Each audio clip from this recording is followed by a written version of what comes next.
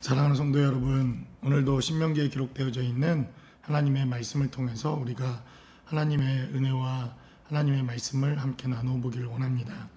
오늘 본문에 기록되어져 있는 신명기 14장에 기록되어져 있는 이 하나님의 말씀은 이스라엘의 정결법에 대한 하나님의 메시지가 오늘 신명기 14장에 다시 기록되어져 있습니다.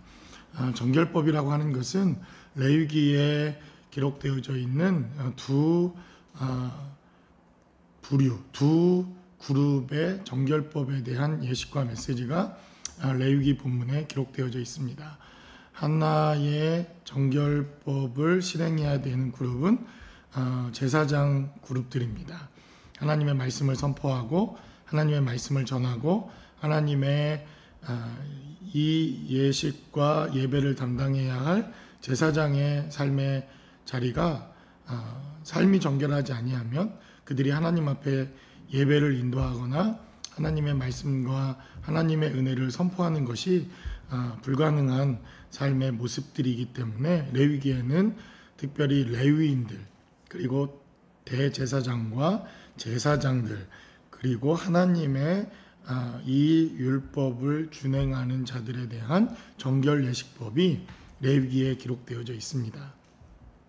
그런데 이 레위기에 기록되어져 있는 정결 예식법에 대한 메시지를 살펴보면 대제사장과 제사장들, 레위인들, 하나님의 부름을 받은 이러한 직분자들만 정결케 살아라 이렇게 하나님께서 말씀하시는 것이 아니라 온 이스라엘 백성들, 온 하나님의 회중들, 제사장의 직분을 감당하는 사람들이나 그렇지 않은 모든 사람들이 하나님의 말씀과 하나님의 은혜와 하나님의 생명을 가지고 하나님의 뜻대로 그들이 살아내도록 이렇게 정결법을 하나님이 허락하셨다는 것입니다.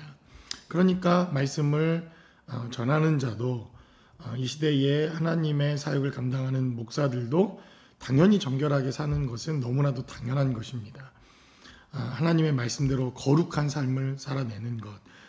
이 거룩이라고 하는 것을 또 정의하기는 지금 너무나 방대한 부분이지만 하나님의 거룩, 하나님이 우리에게 요구하시는 그 순전함, 인테그리티에 관한 이 정결법을 목사들도 당연히 지키는 것이 마땅하고 이 시대 하나님의 교회와 하나님의 나라가 어려움을 당하고 있는 것 중에 하나가 바로 이 목회자들의 정결법, 목회자들의 인테그리티의 문제라고 여겨집니다.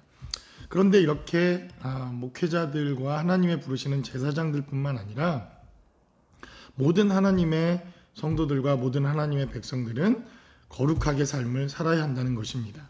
그래서 오늘 신명기 14장에는 이스라엘 전체의 모든 사람들이 어떻게 거룩한 삶을 살아내야 하는가에 대한 정결 예식법이 기록되어져 있다는 것입니다. 어제도 우리가 공동체의 중요성, 공동체에서 우리의 신앙이 완성이 되어지고 공동체의 삶의 자리에서만 그 사람의 신앙이 평가되어진다고 하는 사실을 우리가 말씀을 통해서 나누었습니다. 혼자 열심히 성경 공부를 하고 큐티하고 대단히 중요합니다. 그러나 그 실력이 어디에서 나타나야 합니까? 공동체의 삶에서 나타나야 한다는 것이죠. 마찬가지로 오늘 신명기에 기록되어져 있는 이 14장에 기록된 메시지는 동일한 그러한 메시지입니다. 바로 우리가 예배드리는 장소, 예배 때 또 성전에 와서 거룩한 척하는 이러한 바리새인과 같은 정결법이 아니라 오늘 본문에 기록되어져 있는 이 정결법은 우리의 삶의 자리, 우리가 살아내는 그 삶의 자리에 그 정결함이 바로 하나님이 우리의 삶의 자리에서 요구하시는 정결법이라고 하는 문제를 성경은 다루고 있다는 것입니다. 많은 그리스도인들이, 많은 교회가 이것에서부터 저는 실패했다고 믿습니다. 얼마나 교회 와서 거룩한 척합니까? 얼마나 교회 와서 거룩하고 11조 잘 내고 기도하고 나는 직분자로 목사로 장로로 권사로 집사로 얼마나 거룩한 척 그렇게 가면을 쓰고 살아갑니까? 그런데 오늘 본문에 기록되어져 있는 메시지를 살펴보니까 그 거룩이라고 하는 이러한 삶의 정결법은 세상에서 삶의 일상의 자리에서 먹고 마시며 또 우리가 살아가는 하루하루의 삶의 자리에서부터 그 실력과 정결이 입증되어지고 증명되어지는 삶을 살아내야 한다는 것입니다. 그래서 3절에 기록된 말씀을 살펴보면 너는 가증한 것은 무엇이든지 먹지 말라 이렇게 하나님이 말씀하십니다. 우리가 삼시세끼를 먹는다고 가정해 본다고 한다면 하루에 365일에 세 끼를 그냥 통상적으로 먹는다고 치면 적어도 1000회 이상 1000번 가까이 이 정결 예식법에 기록되어져 있는 이 하나님의 말씀을 떠올리고 기억하고 하나님의 말씀대로 살아내는 것이 마땅합니다. 그래서 가증한 것은 무엇이든지 먹지 말라.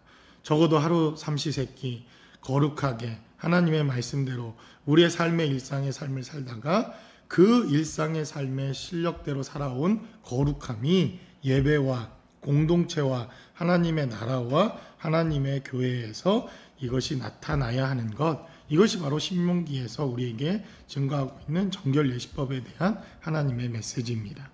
그래서 정결 예식법은 먹는 것, 입는 것, 우리의 일상의 삶에 대단히 중요한 것들로 이렇게 기록되어져 있습니다. 그래서 성경은 부정한 짐승과 부정하지 않은 것 이것을 나누는데 날마다 말씀을 되새김질하는 것 이것은 정한 것입니다. 이것은 깨끗한 것입니다. 거룩한 것입니다. 되새김질하는 음식을 먹도록 하나님께서 그렇게 허락해 주셨습니다.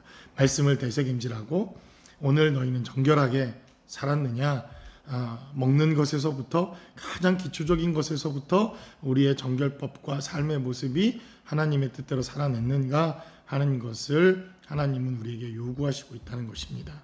그래서 오늘 본문에 기록되어져 있는 이 짐승들의 몇몇을 살펴보면 죽은 시체를 뜯어먹는 짐승들, 죽은 사체를 가까이 하는 것을 음식으로 삼아 생을 연명하는 짐승들은 너희도 가증하니 먹지 말라 이렇게 되어 있습니다. 그러니까 하나님께서는 먹고 마시는 가장 일상의 사소한 문제에서부터 우리의 거룩의 문제를 하나님은 요구하시고 있다는 것입니다. 바로 하나님의 교회가 어쩌면 이것에서부터 우리의 출발과 우리의 문제가 시작된 것은 아닌가 생각해 보게 됩니다.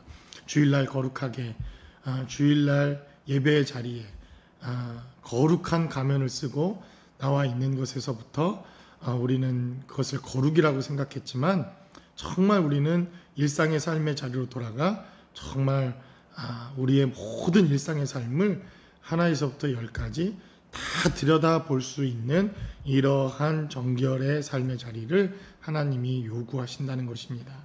정말 두렵습니다. 누군가 저에게 목사님 그러면 목사님의 24시간 그 하루하루의 모든 삶 보이는 것 24시간을 이렇게 정결하게 사십니까? 이렇게 묻는 것만으로도 사실은 두렵고 떨리는 일입니다. 그런데 생각, 사고, 말하는 것 아무도 보지 않는 그 삶의 장소에서도 그 거룩한 삶을 살아내십니까? 라고 누군가 묻는다면 정말 이 거룩이라고 하는 삶, 정결케 삶을 살아낸다고 하는 것 이것이야말로 얼마나 두렵고 무서운 삶의 자리인가 하는 것을 우리는 깨달아야 한다는 것입니다. 그래서 우리는 누구도 정죄할 수 없고 누구도 손가락질할 수 없고 누구도 죄에 대해서 다룰 수 없고 오직 죄가 없으신 예수 그리스도 그분 한 분의 은혜와 긍휼과 사랑과 그 피 흘림 그 은혜 가운데 삶을 살아내는 것 이것이 바로 복음이요 은혜라고 하는 사실을 성경은 우리에게 말씀하고 있다는 것입니다. 여러분들이 오늘 무엇을 먹었는지 무엇을 마셨는지 제가 따져 묻거나 정죄하는 것은 아닙니다. 먹고 마시는 것 하나님의 영광을 위해서 하라 주를 위해서 하라 이렇게 신약성경이 기록하고 있는 이 메시지 역시 우리의 정결법 성경이 말하고 있는 정결법과 대단히 밀접한 연관이 있는 하나님의 메시지입니다. 그러므로 적어도 우리가 먹고 마시는 문제에 직면했을 때 이 메시지를 기억해서 우리가 정결한 삶을 살도록 이렇게 우리를 기억하게 하시고 되뇌이게 하시고 또 거룩한 자리로 인도하셨던 이 정결법을 통해서 오늘 우리의 삶의 자리에 순간순간마다 하루하루의 삶의 자리마다 하나님을 기억하시고 하나님의 말씀과 은혜 가운데 거할 수 있는 저와 여러분들의 삶의 자리가 모두 되실 수 있기를 주님의 이름으로 간절히 축원합니다.